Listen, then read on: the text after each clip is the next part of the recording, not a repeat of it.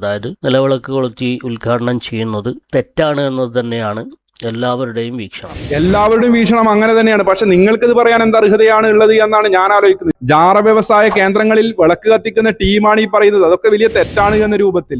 എന്നാൽ ഈ പറയുന്ന ഹുസൈൻ സലഫിയോട് ഏതാനും ചില ചോദ്യങ്ങൾ ചോദിക്കേണ്ടതുണ്ട്. എന്തിനാണാവോ ഏതാനും ചില ചോദ്യങ്ങൾ ചോദിക്കുന്നത്? താങ്കൾ പോലും അംഗീകരിക്കുന്ന കാര്യമാണല്ലോ ഹുസൈൻ സലഫി ഹഫളുള്ള പറഞ്ഞു വെച്ചിട്ടുണ്ട്. ഏതായിരുന്നാലും ഇവന്റെ യമണ്ടൻ ചോദ്യം എന്താണ് എന്ന് നമുക്കൊന്ന് കേൾക്കാം. ഇത് പറയാൻ അങ്ങ് യോഗ്യനാണോ അർഹനാണോ എന്നതാണ് ആ ചോദ്യങ്ങളുടെ ആകെത്തുക. വല്ലാത്ത തുകയായി പോയി. ജാറ വ്യവസായ കേന്ദ്രങ്ങളിലടക്കം എണ്ണവിളക്ക് കത്തിക്കുന്ന പുരോഹിതനാണ് പറയുന്നത്. ഇത് പറയാൻ നിങ്ങൾക്ക് എന്ത് യോഗ്യതയാണ് എന്നുള്ളതാണ് എന്റെ ചോദ്യത്തിന്റെ ആകെത്തുക എന്ന്. വല്ലാത്ത തുകയായി പോയി കുബൂരി.